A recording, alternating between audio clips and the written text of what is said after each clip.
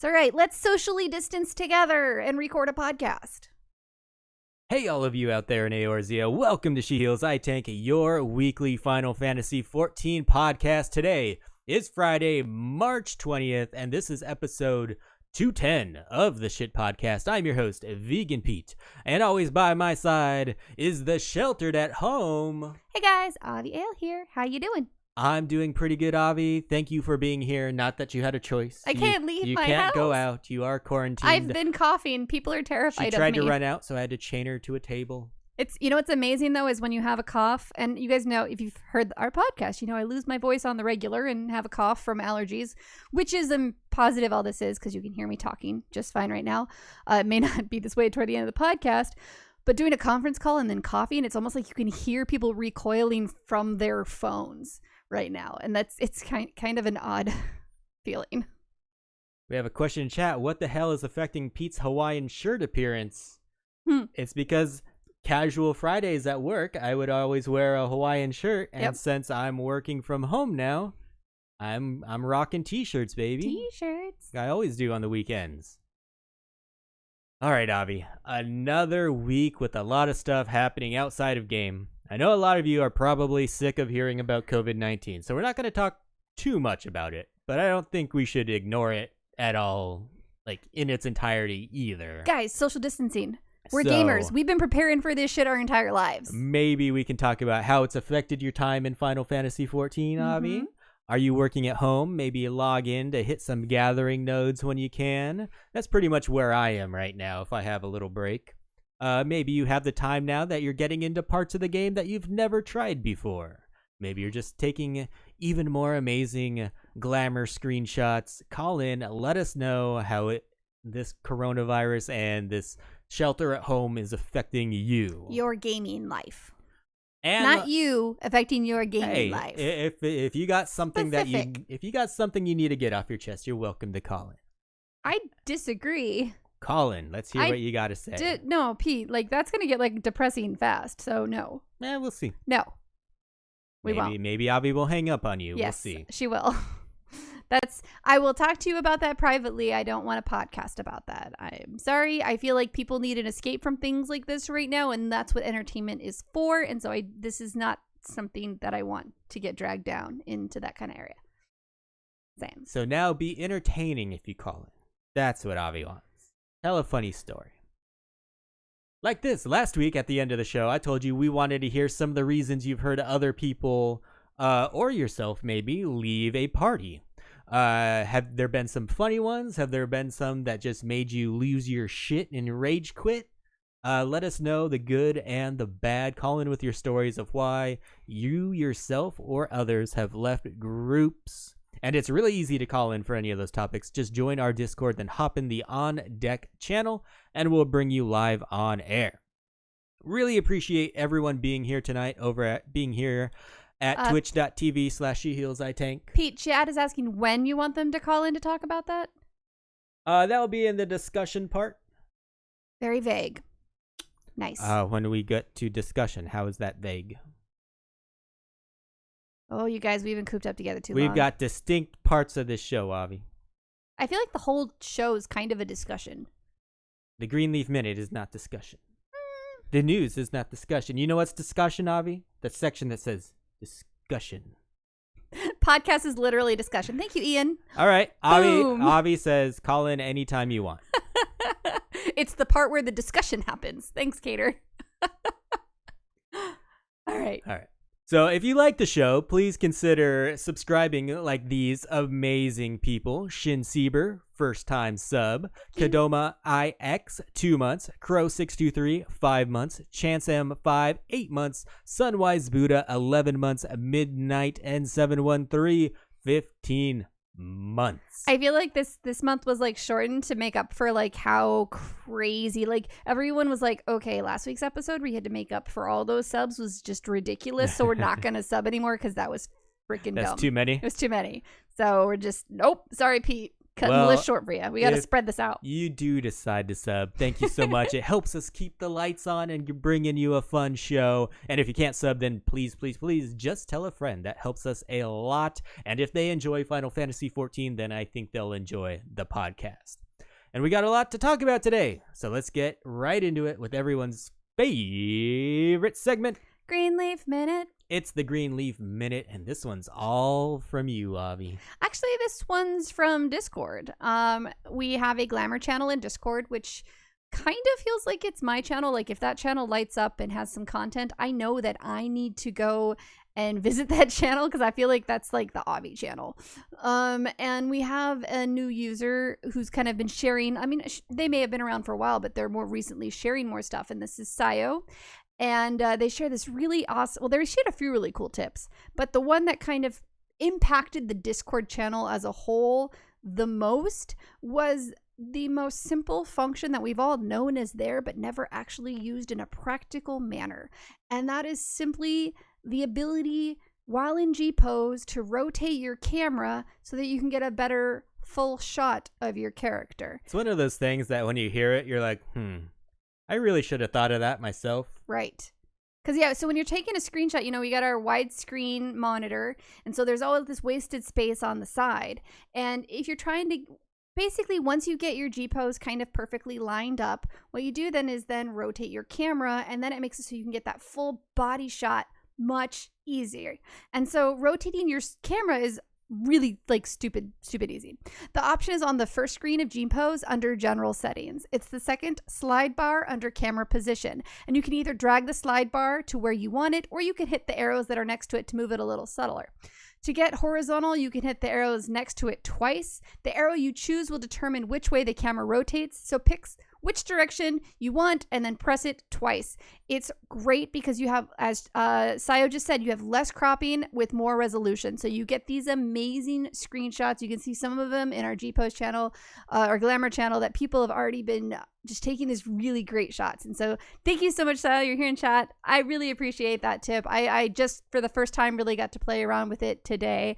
And it's great because, you know, when you have those Glamour outfits you really want to share and you just can't get a good pose with the shoes in it, this is going to help you get that shoe, a leg element kind of added with the rest of your Glamour. We do want to note that it was said in chat that if you use a status effect, such as the hearts. Well, I know. What is that? It's like seduced, where you get little hearts over your head. Those do not actually shift with the camera, so you're going to have a heart turned on its side, which is kind of fun in itself, you know, because you're in love, but you don't quite know how you feel, maybe. It's a sideways heart. But that is definitely something you guys should try out. Me personally, I found that it's best, like I said, to figure out exactly how you like your lighting, your shot, your character, everything about it, and then turn the camera, because turning it beforehand, it's sideways. So then you're looking at turn your head the whole time. Yeah, and it's more awkward to kind of control the camera and the mouse and the position and everything at that point. So try to get everything the way you want it first and have that be your very last step, and maybe just slightly tweak it.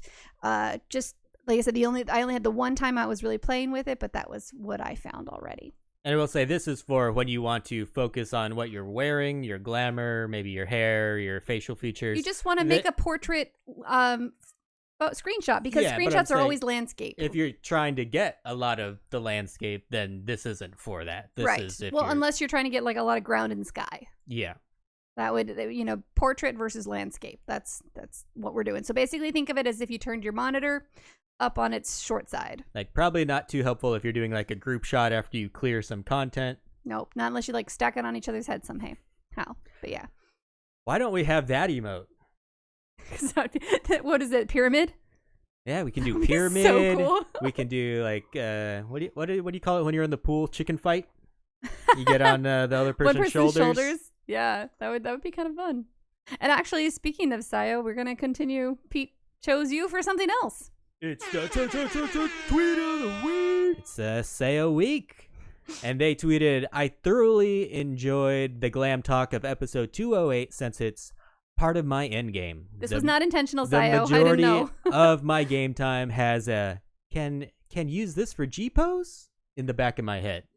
I love that I'm not the only one thinking that. Like, people go, well, how do you find these awesome items? And I was like, because I am constantly thinking about it. Any time a piece of gear drops, any time a retainer brings back a piece of gear, ooh, let me try that on. Can I use this for glamour? Like, yeah. You know, I do think about that as well, but then I will never get around to actually doing like it. It goes in one ear and right out the other? No, like, I will know that tip if I want to take a screenshot of, like, what I'm doing. But as for, like, gear that comes back, I do always try it on, and I'm like, oh, that looks cool, and I'll put it in my glamour dresser, but I will never.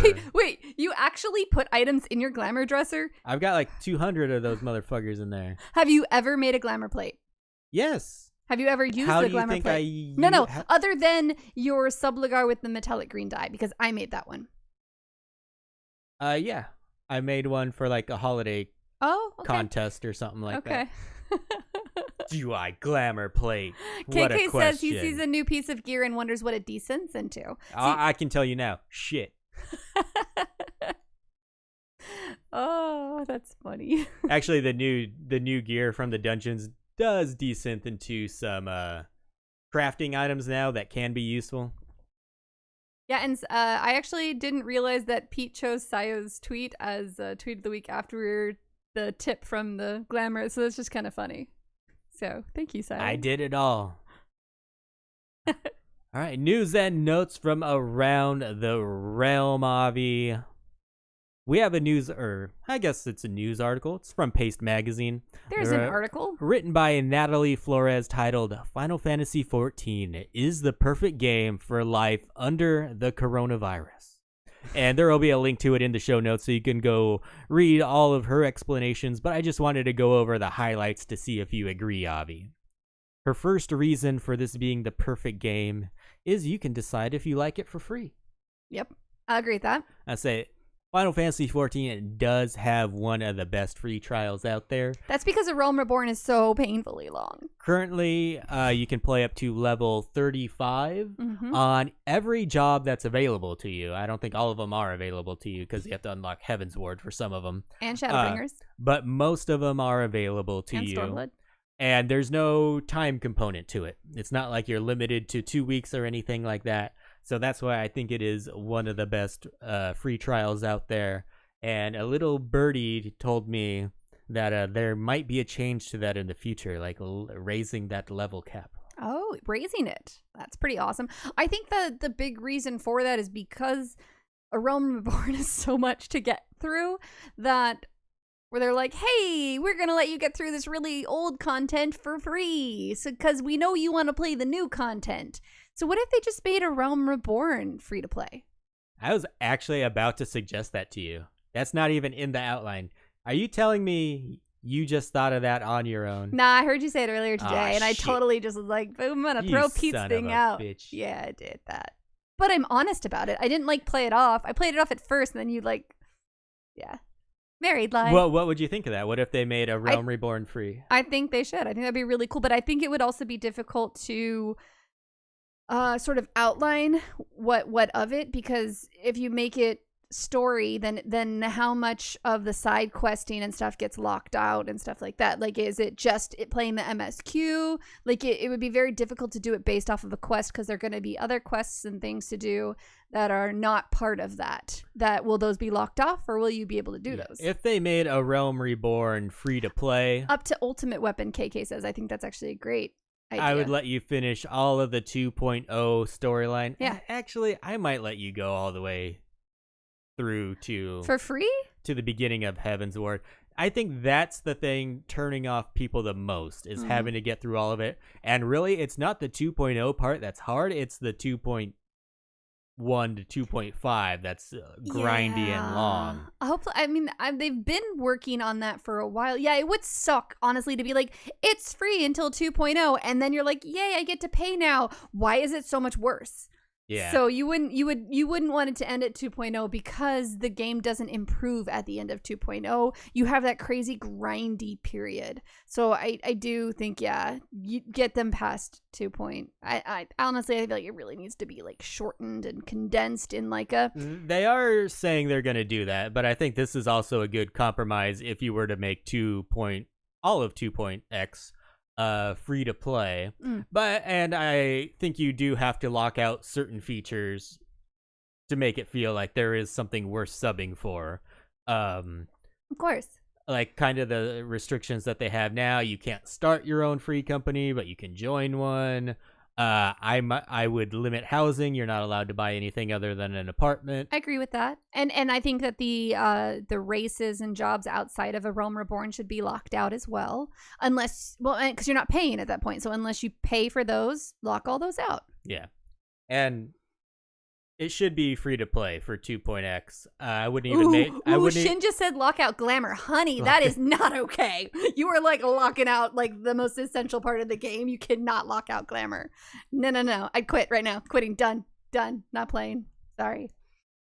They could make Final Fantasy 14 all free to play and then lock glamour behind the sub, kind of like ESO does with the crafting bag, and everyone would sub to it. Actually, we were having another conversation in the glamour Discord about like the desire to have more glamour plates, so you could save more outfits, and talking about like, well, I would pay for them if it was just $20 one-time fee. And I said, nah, they would treat that like a retainer where each additional glamour plate is $1 a month, and you can get up to an additional 5 more glamour plates, which will be $5 more a month.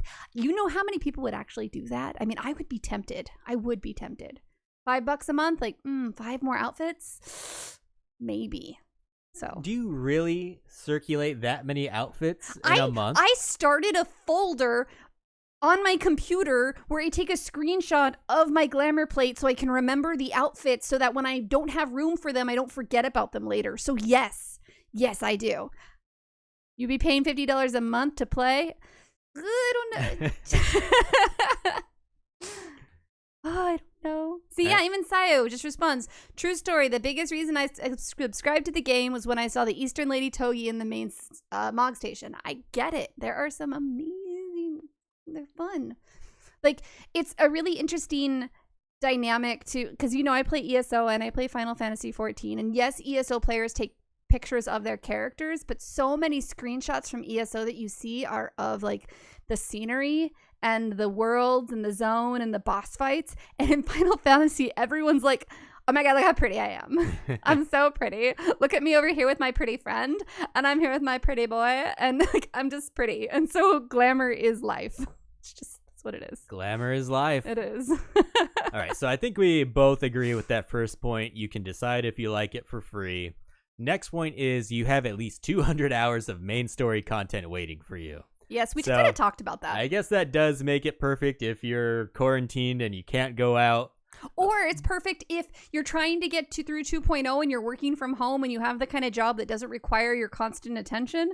That's when you can go through like the main story and the fetch quests and stuff that you like really are kind of half paying attention to. Because like, I mean, I'm personally am having to like remotely work, and so I've got the VPN, so my work computer can't do as much. So you need something to distract you that doesn't actually quite take your full attention.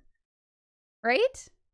Yeah, I'm just saying 200 hours is a lot of hours. And then at your like lunch break, you do the juicy bits. I think you'd get burned out if you tried to do it all during the quarantine time, which hopefully we aren't quarantined for months and months. Although I have said, okay, so I'm going to take up, this is a point I said before we started the podcast, is that I feel like Final Fantasy 14 with patch 5.2 has been like preparing for the coronavirus, because this is like the crap. If they had prepared for the coronavirus, they would have released the damn relic weapons. Well, no, because of crafting and gathering being the main focus, because crafting and gathering can be done with partial attention. And Chad is already saying all of this, because I even said, oh, maybe I'll try to gather every once in a while. Like, the only thing I had time to do for every once in a while, you guys, was I was logged in and I checked my retainers when they came back. That was literally all I had time for today. But I did it like 4 times. And hopefully when being IT, when people are learning how to telework, madness slows down, I'll be able to actually like maybe gather a little bit. But it literally is the perfect content for safe at home. Next point, it's great at giving you a routine. That is true.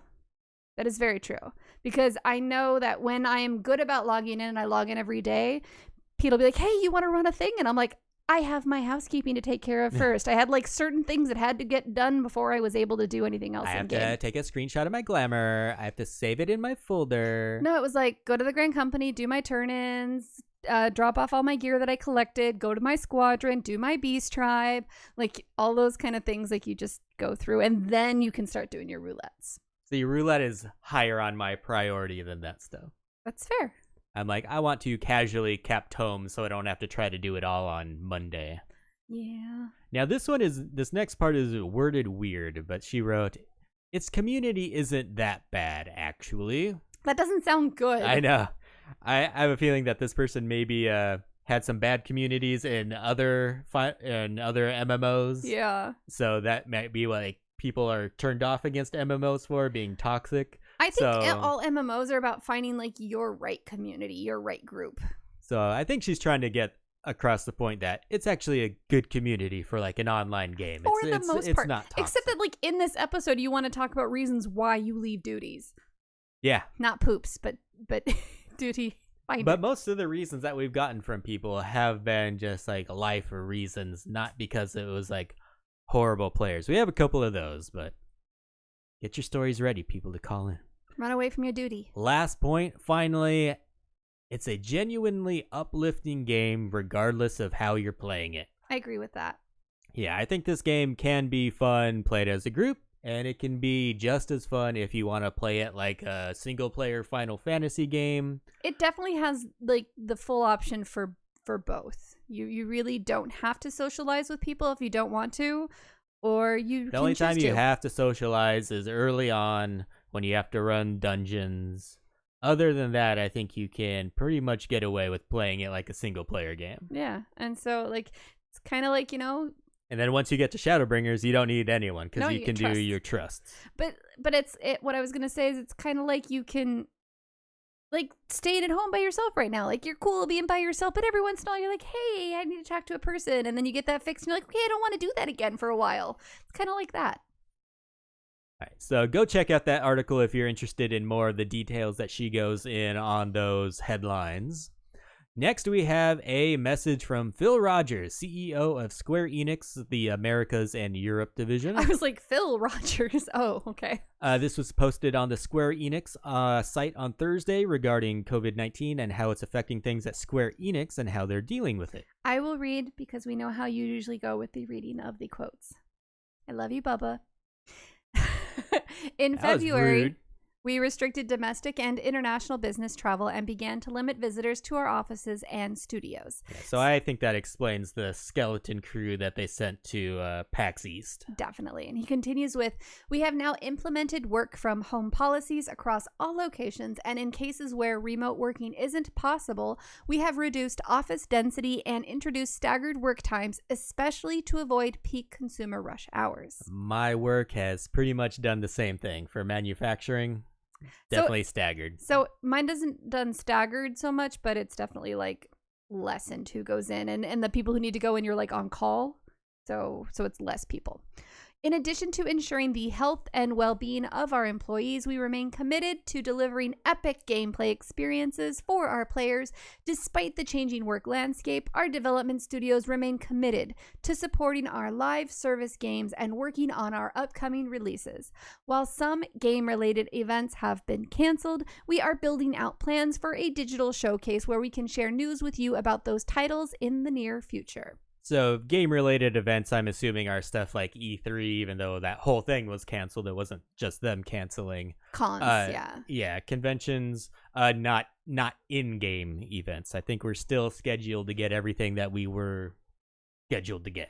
They're not canceling everything that's socially distanced that we're scheduled to get. Not canceling any content, and they're continuing to support the live services. We know that many of our fans are looking forward to the upcoming release of Final Fantasy VII Remake, and we want to reassure everyone that we are still moving forward with an April 10th release date. While our goal is to ensure that everyone can play the game on day one, it is increasingly likely that deliveries may be affected in select markets due to chain supply disruptions and potential brick-and-mortar retail closures resulting from government quarantine policies. And I think that's the part that most people were interested in. They're like, Did you see when though? do I get my Final Fantasy VII? Actually, though, I saw that GameStop is still open, and they said that they are considering their company like essential to shelter from home lifestyle. They tell us we're not supposed to be in groups of more than 10 people. Mm-hmm. When was the last time you saw more than 10 people in a GameStop? Valid. Very valid. It's 2020. But I do think that's a bit extreme for GameStop. But I also understand you're that not essential, motherfucker. I think that GameStop would close if they had to close their doors. Oh, yeah. Like, I think that's the writing's on the wall. Yeah, they are clinging on. The only and I feel kind of bad saying this. The only thing I've used GameStop for in the past 5 to 10 years is going, damn, this console is old. Let me go sell back all these old games and stuff and see if I can get some cash. Do you want money to spend here? No. Just because it's easier to go there than sell it on Craigslist. Shin actually just said that GameStop did close in California so that they wouldn't get in trouble, but they are open in the rest of the country. They're like, we can't afford that fine. I didn't see that updated article. Thanks, Shin. But yeah, I read that. I was like, ooh, you are not essential, honey. No. Like, gamers are already ready, and if we really need games, we know how to digitally download this stuff. And you have a website as well. But I was talking about people who wanted Animal Crossing right away, and there were a decent amount of people who were going to GameStop so they could get it on day one. All right. Because apparently Amazon ran into some issues shipping Nintendo games. Like, they shipped them early to begin with, so Nintendo didn't like that. So now they're, like, not getting them day one or something like that. Well, and if you're wondering about, like, international, like, opinions, Chile just said that the equivalent to essential locations are the pubs in UK who are refusing to close as well because they are saying that they are also essential.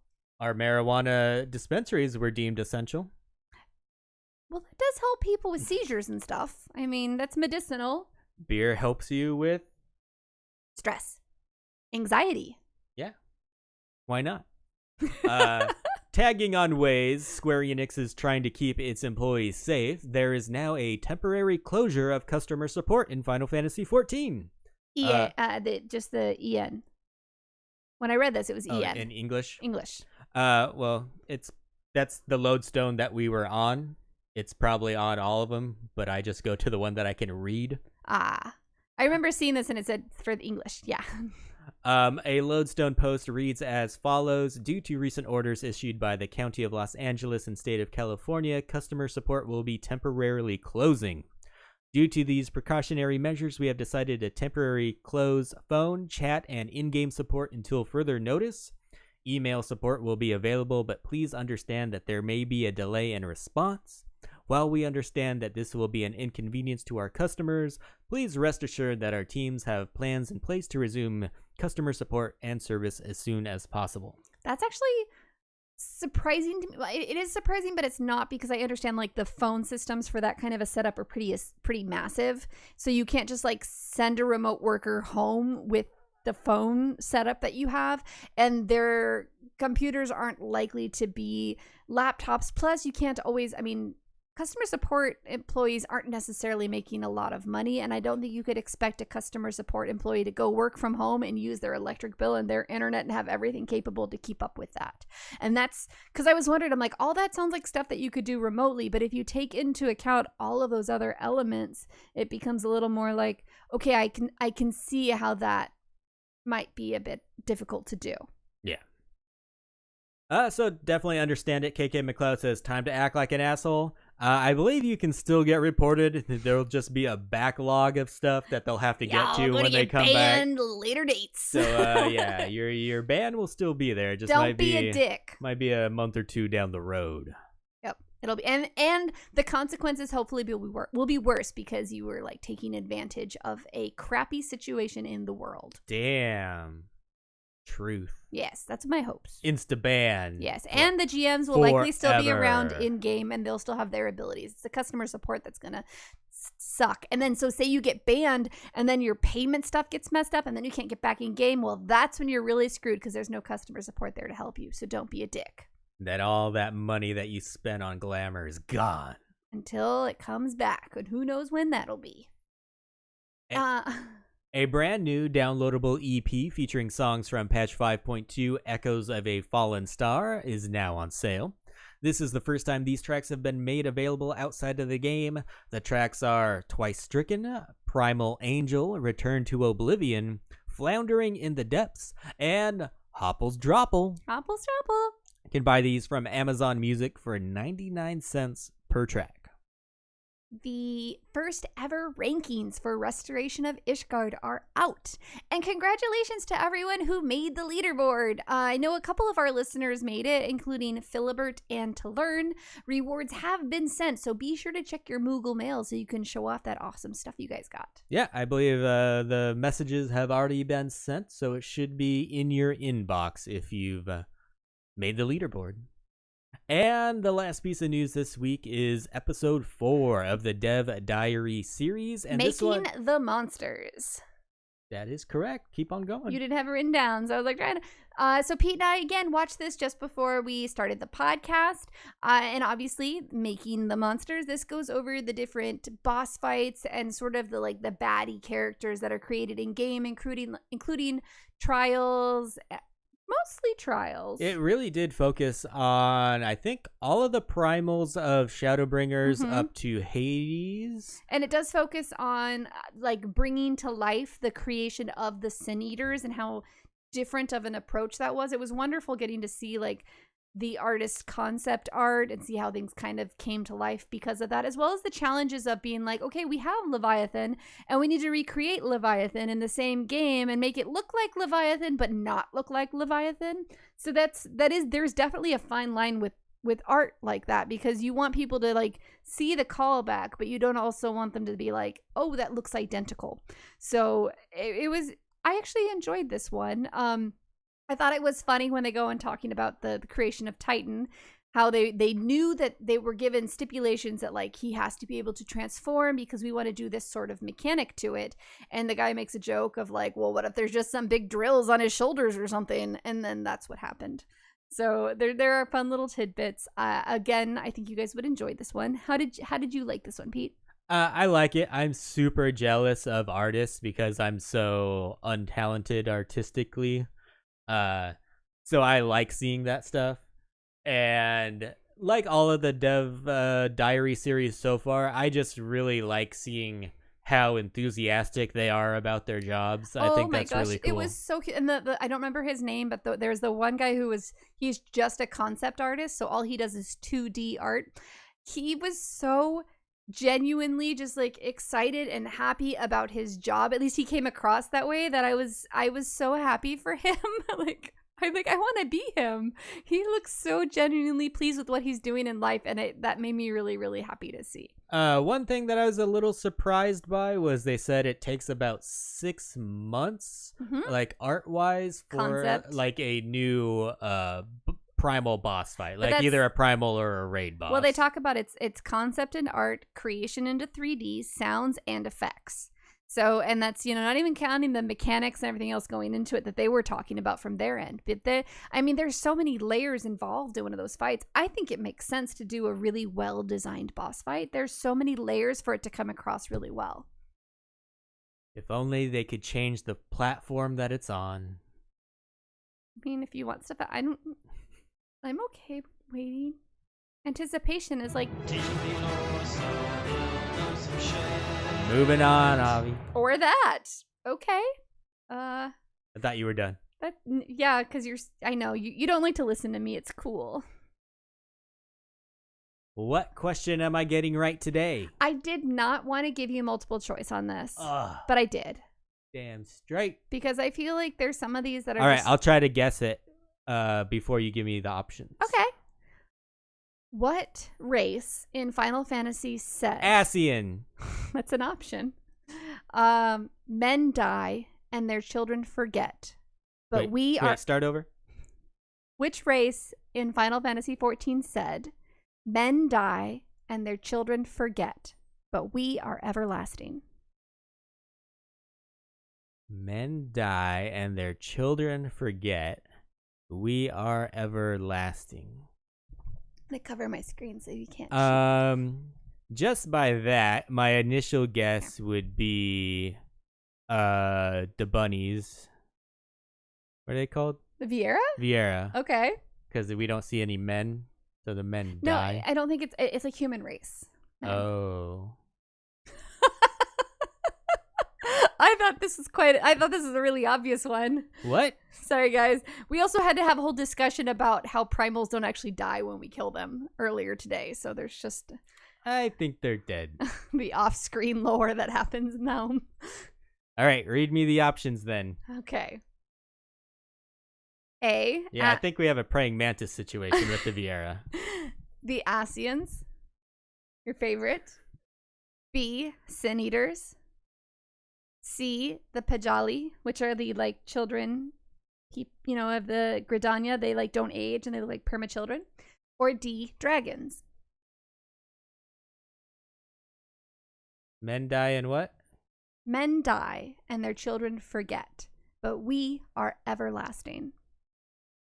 I feel like that's a dragon thing to say. Is that your final answer? It's my final answer. I think it's a fully dragon thing to say. I can't believe you didn't think dragons were the first part. I didn't even think of dragons as a race, to be honest. Now that you know it's dragons, can you tell me which dragon said it? Dragon racist. Relsvigor? Want to try again? That's the only dragon I know. Midgardsormr. All right. I forgot about that one, even though it's like the most obvious one. It's like the main one, yes. I really like Relsvigor. I read that quote actually and I thought, oh, that's such an awesome quote. And I was like, I'm not gonna do this multiple choice. And then I was like, wait, the Eorzeans live forever. Pete would be like, it's gonna be Eorzeans or some shit. So I didn't even think Viera. I wish I'd have put them in there as a choice because my brain didn't go like men versus women. It was more like humanity men. But yeah, I thought that like the Sin Eaters seemed kind of, we live forever. We're gonna outlive you all. Until we see a male Viera, I'm assuming that the females kill the males after they get what they want. I mean, there's no like negativity in that. Well, another. Did you write me into your will already? Another right? one. I'm like your main beneficiary, right? Not after this episode.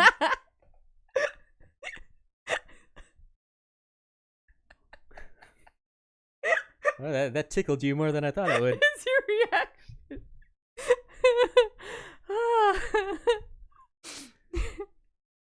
Sleep with one eye open. I always do. My brain fully went, and then my best friend Serena can move in, and there are going to be indoor plants everywhere. All right, I got to watch out for Serena. Okay, and Avi. 6 cats. It has been month after month of me getting all of these lore questions right. Mm-hmm. I felt it was about time for me. You actually have gotten a lot of them right recently. For me to give a little something back and try to attempt to teach something myself. I'm going to attempt something that's never been done. You're going to clean the house? In the history of the shit podcast. You're going to wash your face. I wash my face with your tears all the time. An actual lore segment. I'm going to attempt it. Like a Pete made lore segment? Like I read the lore book and I'm going to report back on Did what. you read the book or did you read like a couple pages in the lore book? I looked at some pictures. And I made up my own story. No. I actually read. I cracked open that lore book and tried to find something interesting. Chili just said, oh God, he's so bored. He's reading the book. The quarantine does crazy stuff to a person, okay? Not only did I read the book, I learned to read. I hadn't coughed yet. I was being good. I gotta clear the room now. You coughed. I'll get the Lysol wipes. All right. We've had Pete's lore before. Not like a real segment. We've had Avi open up the book and then me make fun of what she read before. Mm-hmm. But I came across a page called Hells and Heavens.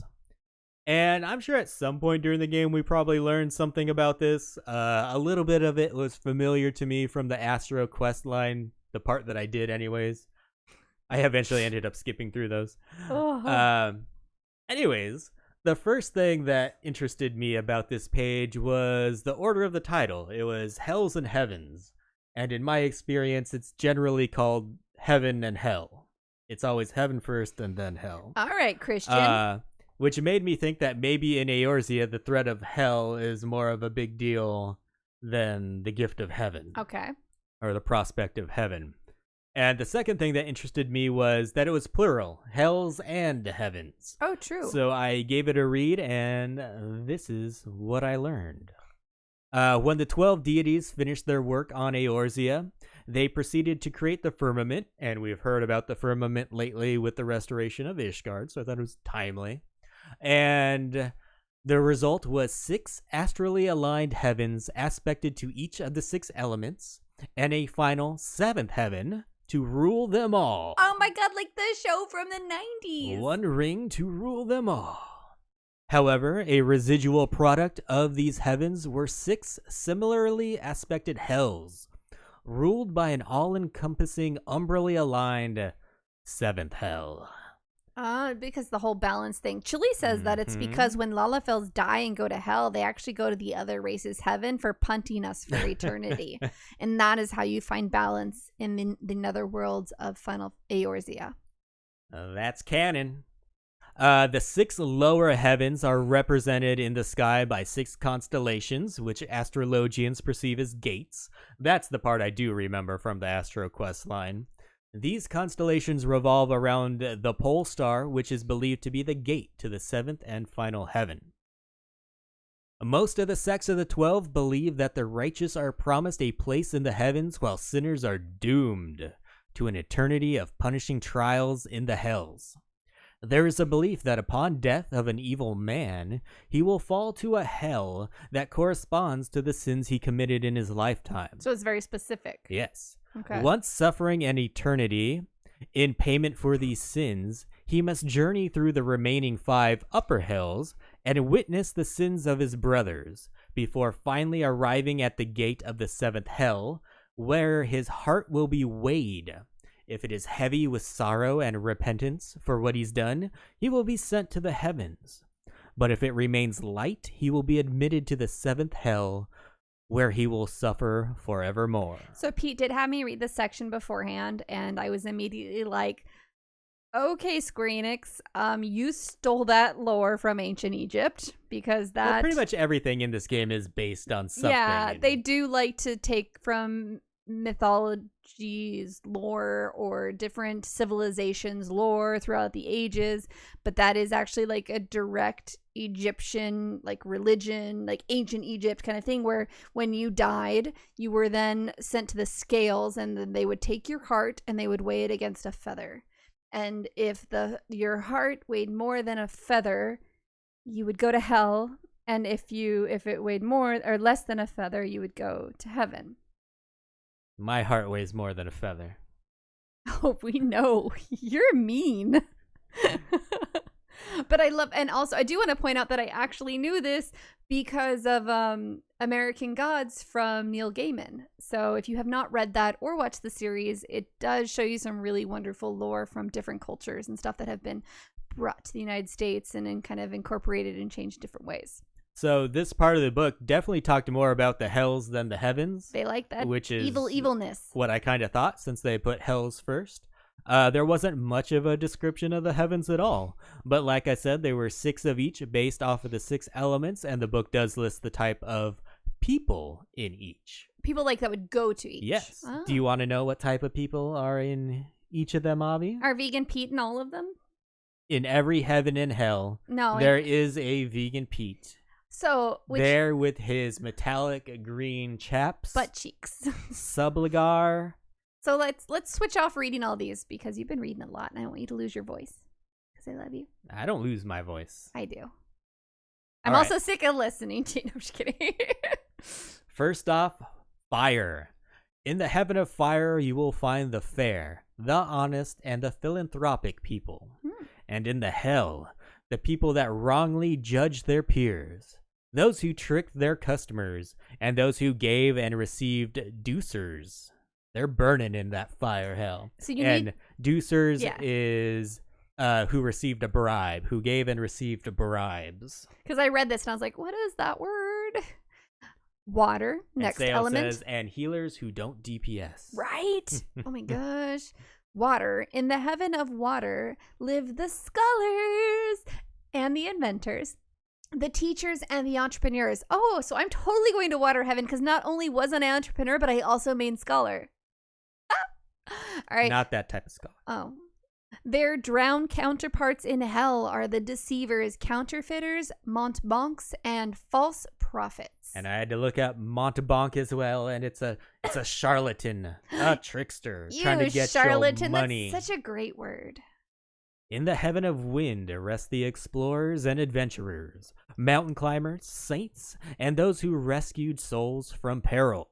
In the hell, wind tears fresh flesh from bone, from the mountain bandits. Ooh, mountain bandits. Defilers of land and sea, and pirates. At least Johnny Depp will be there. So, R.I.P. Merweb when you die. Ice. In the heaven of ice resides the epic heroes, gallant knights, the benevolent, and the faithful.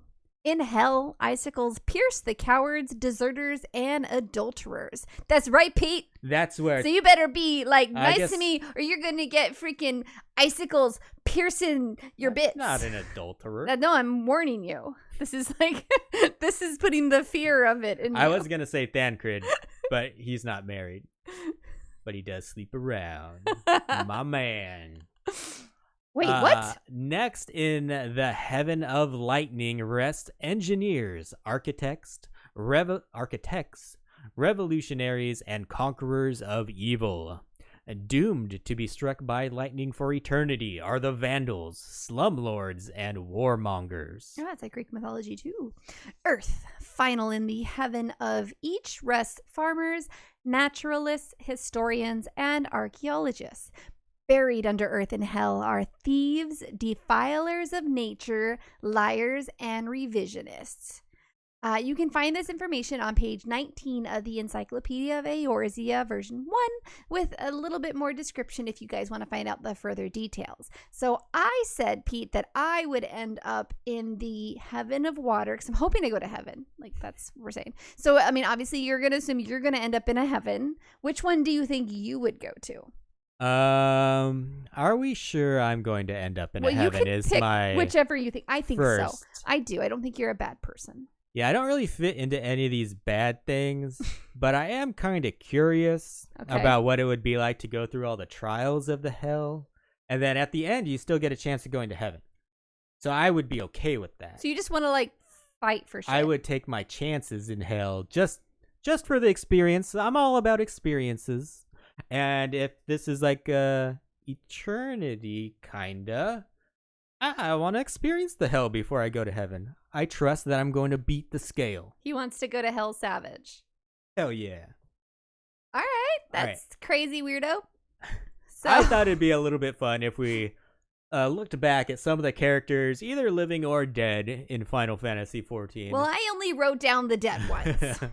And try to guess where we think they would end up in either of these heavens or hells. So everyone's first, well, I don't know if he's the very first, but one of the first favorite bad guys to die, Teleji Adeleji. I don't even remember that he died.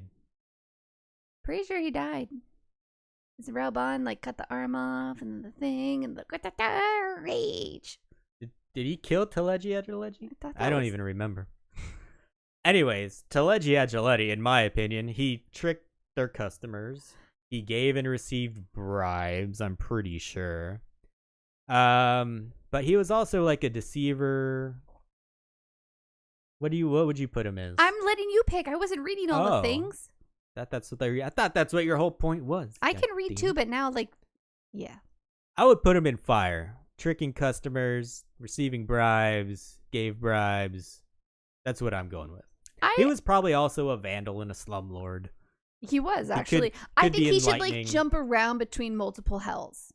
I think he'd be like one of those little bitches who'd be like, boop, hey little Lalafell, boop, we're gonna punch you to the next one. Like he's gonna go to Lala Hell and just boop, bounce around. Lala Hell. Because he's super bad. I didn't make that up. That was said in chat at some point.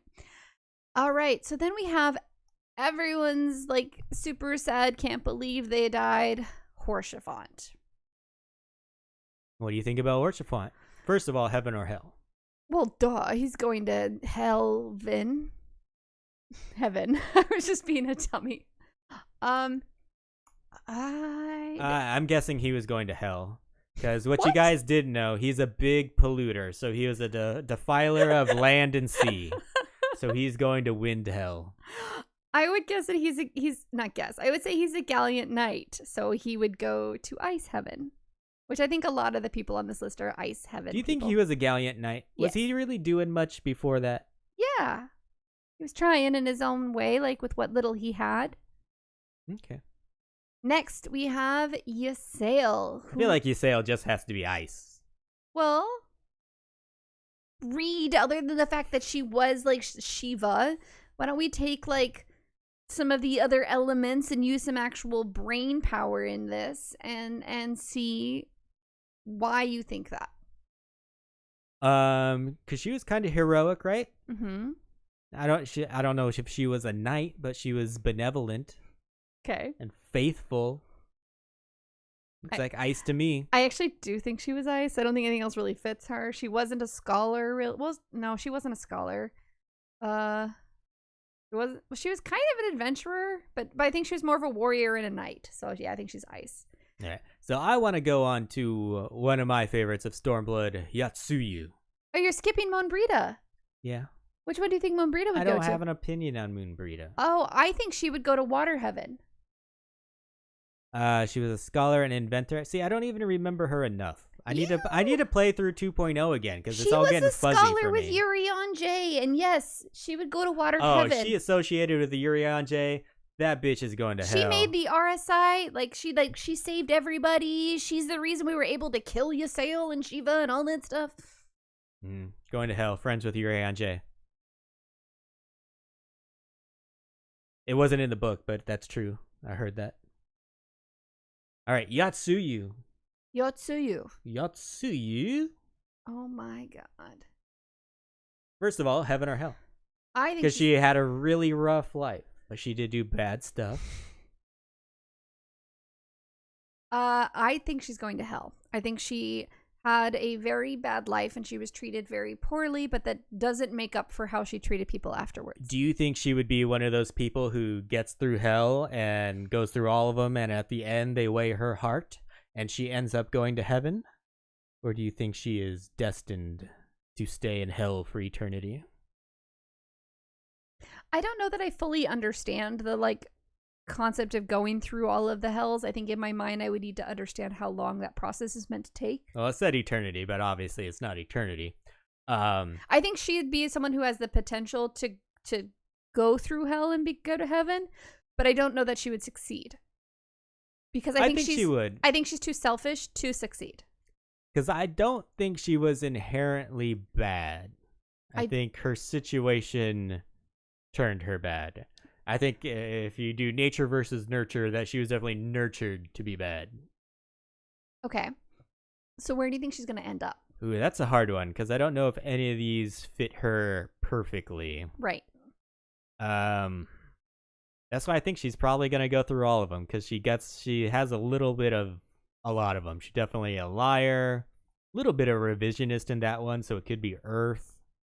Don't know if she was a vandal. She was kind of a warmonger because she was working with the Garleans. She practiced in adultery, even though she wasn't married. She takes two to adult, I guess. Mm-hmm. I don't know. She was definitely not a mountain bandit. I like how Connolly said she was spiritually poisoned, but finally chose to embrace her fangs. I do think she chose to embrace being evil. I don't think she chose revenge as her path. So I feel like that was a conscious decision on her part. So I think she chose hell by choosing that as her path. So because I think you do, you have the option though to, be evil or not. It's not necessarily, you're not forced to be evil. It's you're forced to in your actions kind of decide. I guess I'm saying this kind of vague, but I feel like I don't know that necessarily she would have been evil if this hadn't happened to her, if she hadn't had all of those situations and she had to prostitute herself, all that kind of stuff out. But you also don't know that ultimately you always have a choice, is what you're saying. Right. And you don't know that if she didn't have all those horrible things happen to her as a person, if she wouldn't have still been a horrible human being. And I do feel like there's that level of desire for power in her character that tells me she would have still been a not good person. She would have fought tooth and nail to get whatever she wanted and screw all of those who got in her way. Like, that to me is kind of her underlying personality, is I will take what I want regardless of who gets hurt. All right. Avi thinks she was born bad to the bone. I think she was just...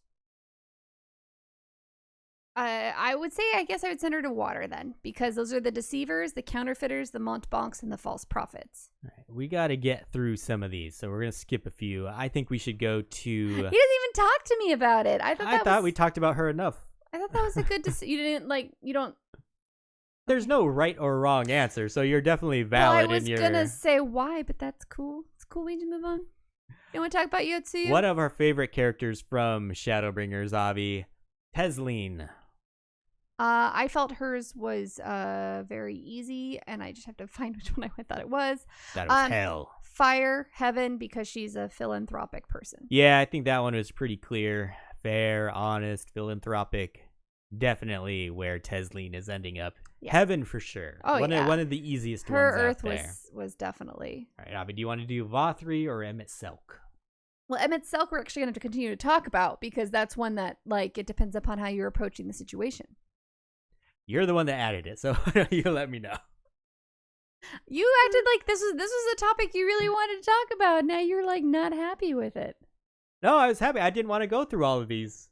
I wanted to do my lore, talk about, like, 3 characters. Okay. Well, you had me write a all list. Right, and Vothri, Avi. Well, he's bad. I know he's bad, but which one is he? He is a defiler of nature, so he's going to the earth hell. I tend to agree with you on that. He was definitely a warmonger as well, I thought. But beyond that, he defiled nature. And he's a false prophet. Was that one too? Yeah, it was one of them. Water was a false prophet. That's right. I think actually water might be worse, because I feel like a false prophet is worse than a defiler of nature. I don't know. Those two are both pretty bad. Thinks he's a god. It's hard to... He's going to go through all of them and then fail at the weighing of the heart. You think he's going to go... Well, I think it's going to go through all of them thinking he's going to pass, and then it's like the person or the entity at the scales is going to know that you're going to fail horribly and then live in all of them simultaneously. I'm making stuff up now. All right, and if we want to do Emmett Selk... That's for another day, because you don't want to talk about this anymore, and that one involves conversation. Yeah, I don't think this one really fits into the heaven or hell. Because he's like good, bad, depending upon your perspective. Well, he's definitely bad. I mean, he's only good if you're another Ascian. Right. But that, again, just says depending upon your perspective. If you're an I know, Ascian, but that's like good. saying, oh, if you were a Nazi, Hitler was good. Like, No, it's not. Not even a little bit. I think it is. Nope. He's slaughtering races of people. No, but he's trying to bring back his people. He's not like just slaughtering them because my race is better than your people. He is saying that. No, he's saying we're better, so I'm going to bring my people back. Yeah, but the Nazis weren't like bringing people back who had died. He's trying to like save the people who died. That nuance doesn't hold that much water with me. It's different to me. It's to me, he's viewing it like we're not whole people, and he's trying to bring back his people. Like, we're different races. Like, and I know that like if you're going to the Nazi thing, that was just like an idea that idea of race, but this is literally like a different form of being. Agreed. Well, that is a much bigger discussion for another time. That's why I was trying to like just not. If you've already felt I've gone too far, then we're gonna stop. All right. So now it's time for a discussion, Avi. Because segment. like I said, guys, we just were not discussing stuff. That was lore. That was a brand new segment. Because we weren't discussing stuff earlier in the podcast. As always, if you have any opinion on that lore segment, send your feedback to cowboy69@gmail.com. This is something that I wanted to discuss for a while, Avi. I know you have. So now it's time to call in with your good Duty Finder stories of people leaving for funny or maybe not so funny reasons. Tell us Looks like we got one on deck already. We got KK McLeod. We'll go ahead and bring KK in. How are you doing tonight, KK? Do you have a good story for us? It's not a super good story. It's a very short one, actually, because I did not last very long in this. It was one where I quit and left. Oh, okay. Yep. It doesn't take much it takes a lot to make me quit, because I usually stick out anything. I don't care about how bad the DPS or how many times you die or if you're still learning. But this one definitely said, nope, I'm out. And it was a white mage run and stone vigil. So you were the white mage? I was the white mage. Okay. For a second, I thought it was like an all-white mage That's run. what I wanted to clarify, yeah. That would be interesting, too. So I get in there, and the tank pulls the first pack, and I'm throwing out my dots and, getting ready to do some damage, keeping an eye, and then boom, the tank's dead. I'm like, wow, that was fast. Maybe I screwed up. I blame myself first. That's a healer thing. It is. That's and a it's healer like, thing. oh, maybe I just was too into the DPS and I just wasn't looking at his health or whatever. Got in that DPS tunnel. Yeah, I thought I got in a DPS tunnel. Healers Oh my always God. blame themselves. They're like, I messed up somehow, and that's why the party died. I thought I messed up. And then we got him back up, got through that pack, go to the next pack, and I realized that, in order to keep him alive, I've got to cure bomb him continuously. You're like, this bitch is wearing level 15 gear, isn't he? Yes, level 15 gear on the left side. I was right. I was so guessing. On the right side, his accessories were crafting and gathering accessories. Oh no! Yes, and I was like, that's like a nightmare. That's like a healer nightmare. It is, and I was like, I could limp through this whole thing. I could, but it's just not really worth it. I totally pictured myself having a nightmare healing this and waking up going, the tank was wearing level 15 gear on the left and crafters and gatherers on the right. Like, I pictured like a whole nightmare. Like, yeah, no, that's the worst case scenario.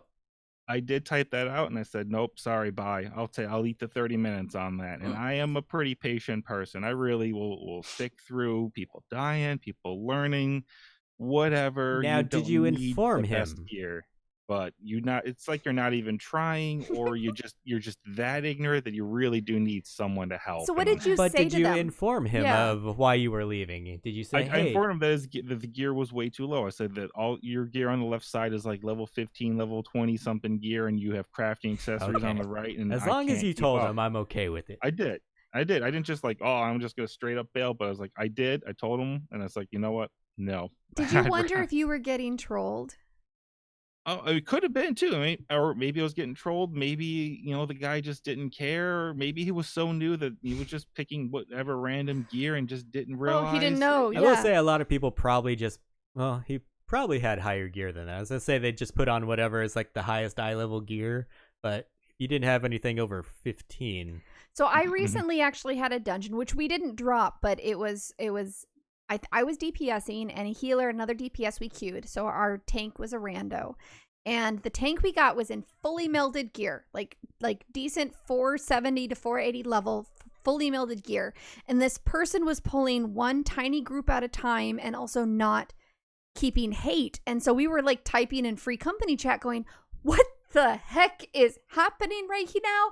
This tank doesn't know how to tank. They don't know how to like keep the group going. And so we were trying to figure out if we were being trolled or what was going on. And we ended up kind of coming to the consensus that we felt someone was letting their child play. And so we didn't say any negative comments in party chat. We left everything in the free company chat, like when we were trying to figure out what was happening. We stayed the whole duty through, but it was kind of difficult at times. And then we all commendated them, of course, afterwards. But the only thing that made sense was that it was a child playing some like their parents' character, because it was so well geared and so many classes leveled that and it was Stasha, and so it was just such a weird combination of things that we're like, this has to be someone just letting their kid play. And part of me wishes like when that started, they would just like type in party chat, "Hey, Dad's letting me play," or something, because then you know how to approach it. Yeah, With like you have the that adult mindset. playing and the kids thing. Like the kid, in Sestasha, you go in and you read the page to see what color to unlock on the first boss. Like the tank followed the person going to read the page. Like it was one of those, and We've had a couple people throughout our time in Final Fantasy XIV that would let their kid play on occasion, which is and KK's one of them. he would not let or at least the one I'm thinking about, would not let his kid type in chat. That's right. Maybe dad can come in and say like, hey, I don't know, but it was just interesting. This literally happened to me 2 days ago. Like Savage Nerd Dalton is in chat because he was with us. He was like, yeah, it took us probably 3/4 of the dungeon before we finally realized we're like, I think this is a kid. Because see, with Sestasha though, you don't even really need a tank. You could just kind of white mage tank your way through that or something. But it was so confusing when you have a tank that's like pulling 3 to 4 mobs in Sestasha when they're in level 480 gear. That you're like, are you just trolling me, or do you honestly not know what Maybe you're they doing? thought you were a bad healer. I was black mage. Like it was really interesting. So we didn't leave. We stayed through it. We got through the fight, and eventually what ended up happening was one of the other DPSs was running and just kind of pulling things, and that way we could kind of just keep going. But we were all very, very kind and very nice to that. Like there's no reason to be mean, but it was definitely confusing. I understand, yeah. Yeah. All right, so there's one from KK leaving a group because someone was poorly geared. Any other stories for us, KK, or is that all? I've got a few other ones. Was it one I instigated a kick on a long time ago, back in around Reborn, was this guy. I was tanking, I was going through Halatali, and I get to a certain part where I'm tanking some mobs, and he pulls the winch behind me that's got the lightning on it, and we ended up wiping because I have no cooldowns. I've got like Rampart, and that's it. You know, I've got like nothing. And so we pulled, and I said, can you let the tank lead? And the other people were agreeing. He's all like, you could have been able to handle that. And it was a minor thing, but it was so weird because he literally says, I recognize your name from the forums from somebody who causes problems. I'm like, what the hell? Like, this is impossible. You're just pulling crap out of your ass and being like, yeah, I know that person. They're always an asshole. And I'm like, this is weird. And then he said something like, well, I guess that's how people from Ultros play. So I baited him. I said, what does my server have to do with anything? He's like, oh, we all know Ultros players are trash. And I was like, okay, good. I got him to just say something stupid like that, and we were able to initiate a vote kick and get out of him because I played him on that. That's hate speech. You use your intellect to be like, you're being mean. And yeah. See, I wish I was more like that. Like I don't drop group. I don't know that I've ever been the first person to drop a group. I've put up with people like being mean to me. I've put up with people like pulling like crap, and I've tried to survive. Like if somebody else drops, then I'll leave, but I cannot think of a time that I was the first person to leave. I haven't left first either, just because I don't want to take the penalty, even though I play tank, so I could just get another. But you would. Huh? I feel like you're the kind of mentality like where you would leave. I feel like I really haven't had anyone be like super mean to me. No. I'll get like vegan jokes, but then I'm like, well, if I leave, I let them win. Right. That's why I said like you won't leave because you have that mentality where I've just like had people kind of attack me, which I've talked about in the episode before, and I just put up with it, and then afterwards go, I should have actually left, or I should have done something. And so now I want to try to keep that more in the forefront of my brain, where like if someone is being toxic toward me, I should just leave and take the penalty, because there's a lot of crafting and gathering to be done in this game right now. And I can kill 30 minutes real fast. That might have been the only time I initiated a kick on somebody who was online. Usually, you're trying to kick someone who's offline or something like that. AFK. But that might be about the only person. I was like, you know what? And it was just at the time, it was early on, so. And most of the time, if there's a problem, I just don't engage. I just don't type anything and just go, sure, whatever. I mean, it happens more in alliance chats and stuff like that. Yeah, I think I might have instigated a vote kick on 24-man raids a couple times, just because someone is talking shit in, like, not even to me, just in general, and I'm like, oh, this is so fucking annoying. And it's succeeded both times, and I'm like, all right, everyone agreed. Well, and if I haven't done like a solo stream in a very long time, but if you guys have seen my solo streams, I verbalize things that I'm not necessarily typing in chat. And I say this because Pete, like, fuck you, cunt motherfucker. Pete is very aware of this because he hears it all. And there are instances where things are happening where I'm making verbal comments about how unhappy I am with situations, and I have started when someone was being mean to somebody else, I started a vote kick in a 24-man raid, but I didn't like leave the instance, and it was someone being like really uncool. So. Well, there's usually a lot of that, but I usually just try not to feed into that stuff. Yeah. I wish there was a vote kick for alliance raids for people giving wrong information. No. Stop trying to tell people and having them do the wrong shit. No. You don't know mechanics, shut up. My gosh, no, I'm gonna vote kick you. Vote kick Pete. It would never pass. I'm so gonna start doing that when we do 24-man raids. I'm gonna keep trying to kick Pete. Hey, sounds pretty good. You're just we run a group together, and all it takes is you and me. I don't know. Can you vote kick someone that you queued in with? Maybe we'll find out. Actually, I think I've tried doing it one time just for S&Gs. It didn't work. It would be. We'll try next time, KK. It would never pass. People love these metallic green butt cheeks. Everybody hates vegans. They're so annoying, pretentious. They love the vegan. Their Pete soy and their afro. pea protein. All right, thank you so much, KK. Sure. Let us know if you have any good stories in the future. And I know you're still having to go into work. If you need to like chat or anything, please reach out to me or Pete. Like, cause shit's stressful right now. No, it's pretty good. It's just the job's also kind of annoying itself. Even if nothing was going on in that sort of outside world, the job is being very annoying at the moment. Sounds familiar. Very, very familiar. All right. Thank you so much, KK. Have a good rest of your night. Bye. You too. Bye. Now let me kick him out. Nope. I'm still here. I did it. Now you're muted. It's because Avi has the power to kick people out. Right, Pete? You need to be scared of that. So feel free to call in if you've got any stories of your own. I actually didn't realize I had any stories. Like, you kept wanting me to come up with stuff, and I try to tell you I'm only good, like, in conversation. I'm not like, hey, Avi, off the top of your head, think about this time that something happened. I'm like, I don't fucking know. That's what it is right now. You're coming up with them off the top of your head. In a conversation. I can do that. I can't, like, write a report for you. We have one posted in our Discord from Savage Galka. Said, I've got a story for you, in case I don't get a chance to call in.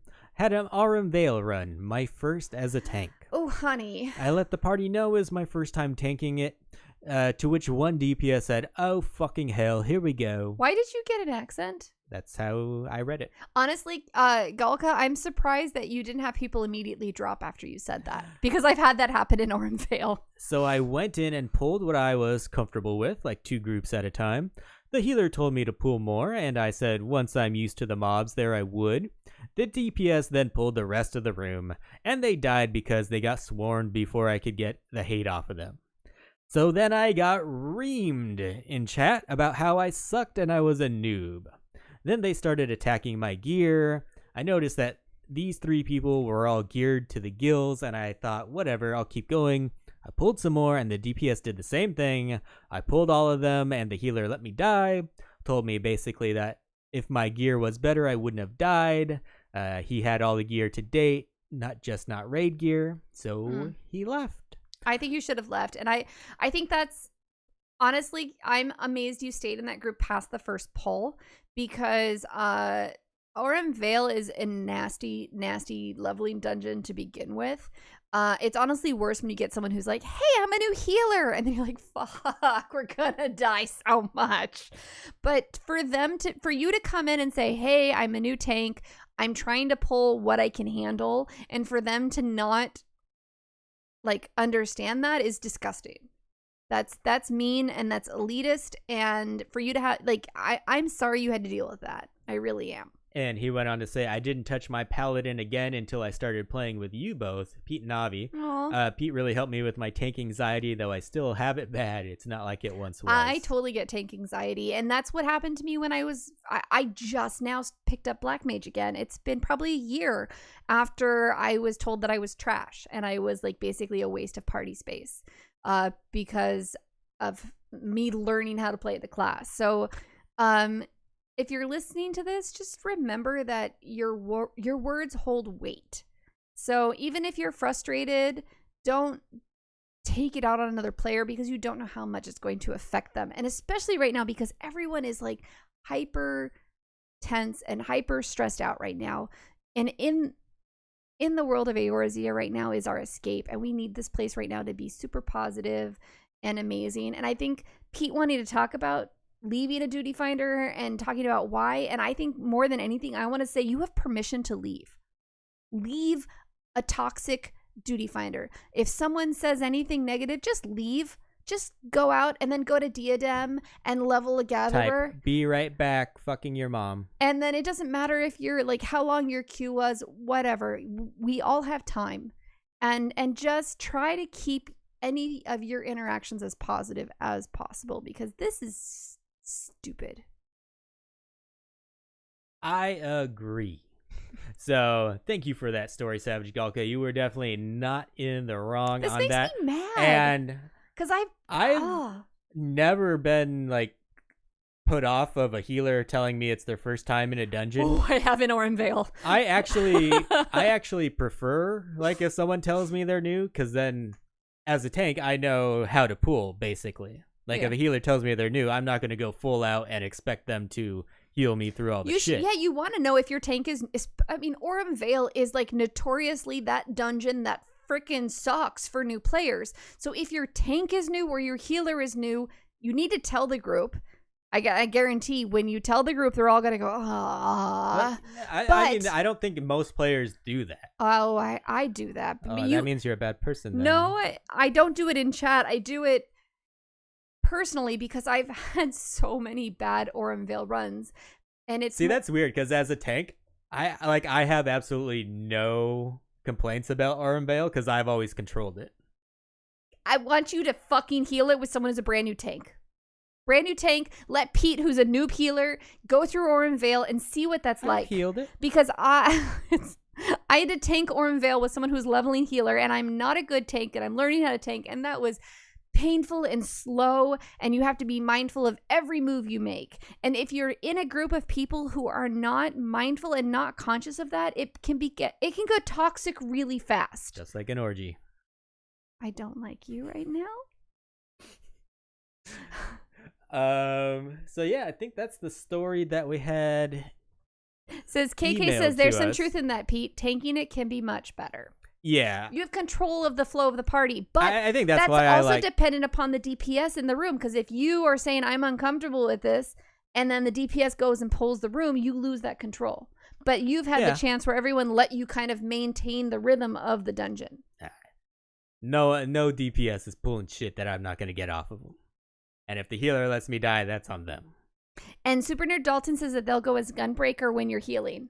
And you need to use, as soon as you use Benediction, you need to use Super Belide every time. You need to have like a macro that like knows when he Benedictions yourself. You think I know where the fucking Benediction button Even though I don't think any of that is available at Orem Vale, I just want you to do that to him every time because now he's into rescuing me as my Black Mage. Dude, I cure one the whole time. KK just says, I miss Pete heals Avi tanks.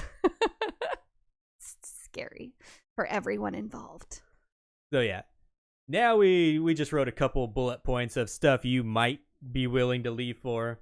If you're a tank, Avi, do you leave if DPS is early pulling mobs in a dungeon and they won't stop? If I'm healing? No, if you're tanking.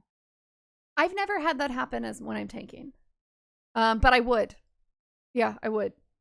Because if I say, hey, if I'm going into Orem Vale, I'm a new tank, and DPS keeps pulling and not letting me do my job and we die and then I get yelled at, yeah, you guys are waiting on my short queue. Bye, Felicia.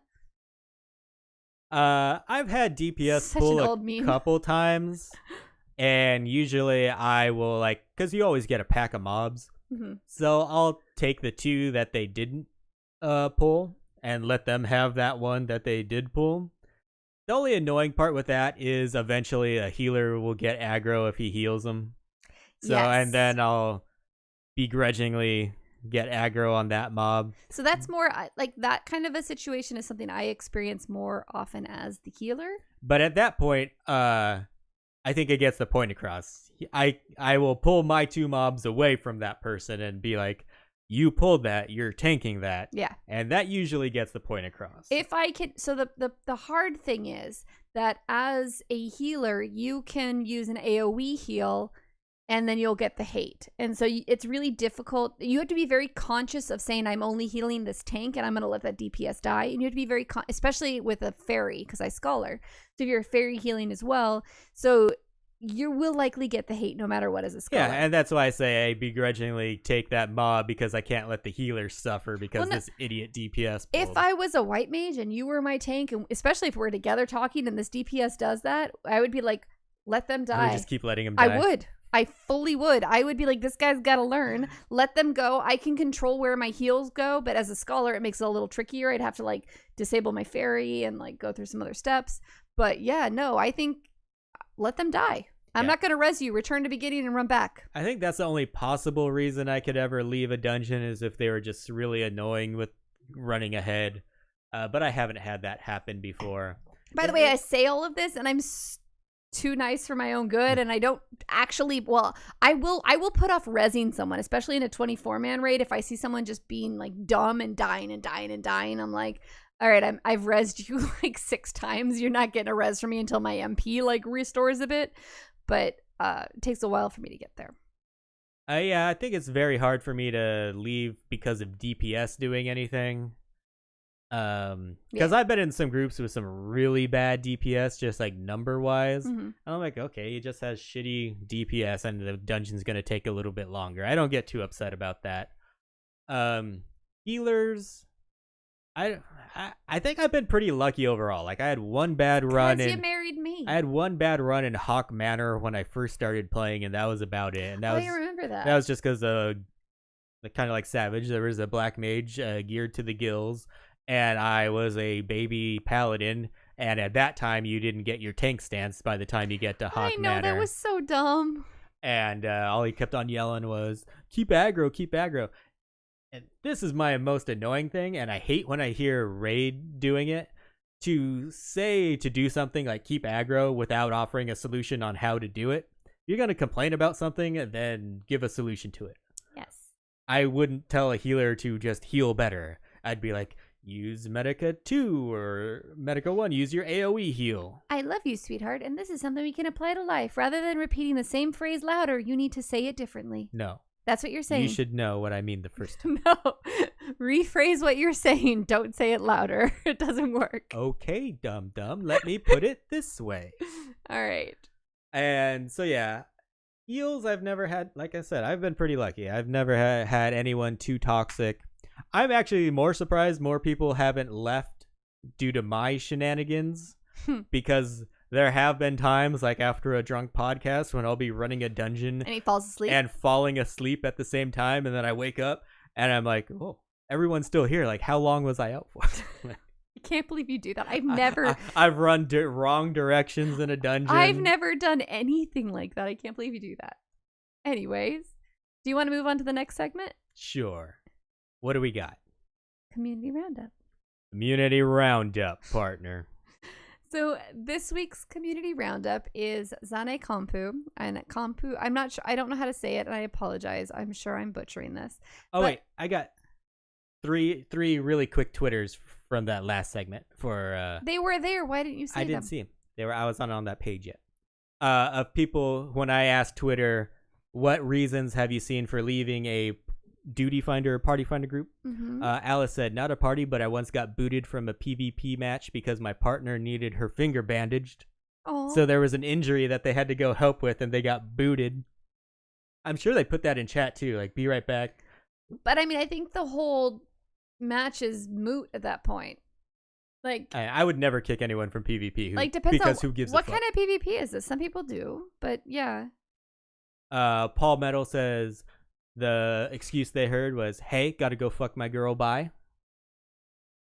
And Zoria says baby aggro. I've heard the baby aggro. Heard that one. I have heard wife aggro before. Yep. Child aggro. And so that's the couple of responses we got from Twitter. Definitely a reasonable one. Now back to the community roundup, partner. So this one is from Zenekompu, who has created the YouTube video titled Play Eorzea FFXIV Unofficial Short Movie. The movie is in Japanese, so be sure that you have your closed captions on in order to fully enjoy it. It is a super sweet 5-minute video that I'm sure will ring true to many Final Fantasy XIV players.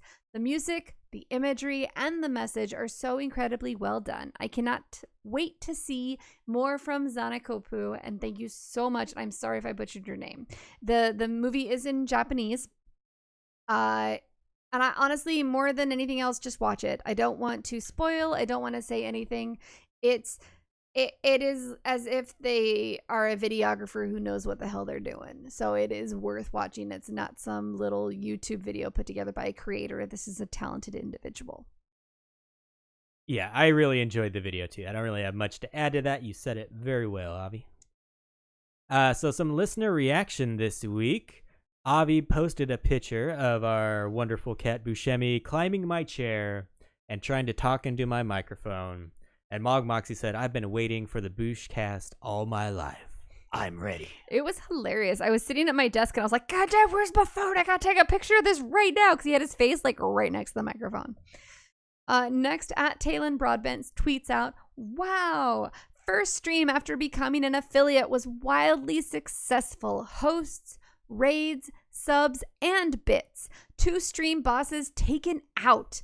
Thank you all. We had a blast with episode 2 of Talon Teaches with Maelstrom Radio, Moogle Go Round, and She Heals I Tank, and of course the wonderful Susan Sprinkle.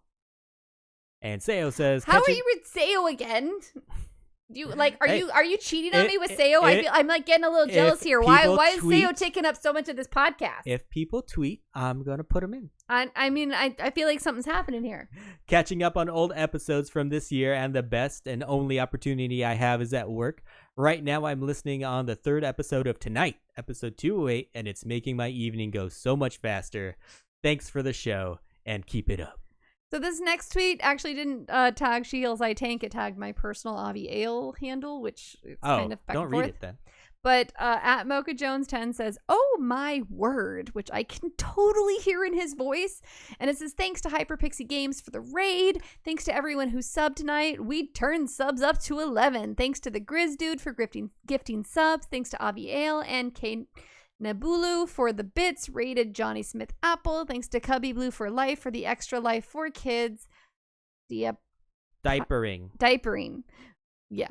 Honestly, you guys, yesterday California got put in shelter in place. Some people are saying safe in place. Like I had a lot mentally going on. I call it same as usual. Where I was just mentally in a very negative space, and I needed something really positive to happen. And at that time, Hyperpixie raided Mocha Jones, and then this is Mocha Jones. I got to see Mocha Jones get his first sub, and I hadn't realized he hadn't gotten a sub before, and so then I immediately had to sub, and that started his first hype train, and just everything about that was like all of this positive, wonderful energy that surrounds Twitch and the community and one another, and he's here in chat, and I love you, Mocha Jones. Like, I love that. Like, I tried to tell Pete, I was like, when he says, oh my word, no one says that, but you say that and it makes sense, and you made my night last night. So all of that was like, thank you so much,